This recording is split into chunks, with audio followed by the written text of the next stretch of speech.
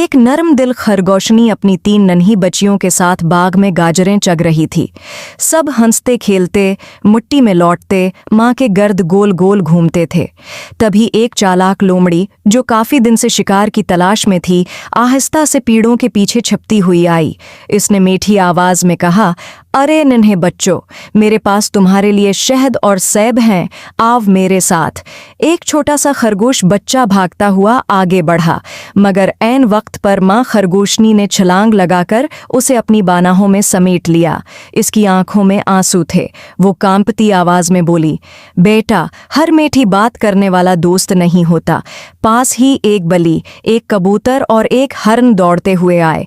सबने मिलकर लोमड़ी को भगाया। इस दिन मैंने सीखा, माँ सिर्फ पालती नहीं, बचाती भी है। आखिरी जुमला एहसास भरा। छोटे खरगोश ने माँ से लपटकर कहा, अम्मी, आप जैसी कोई नहीं।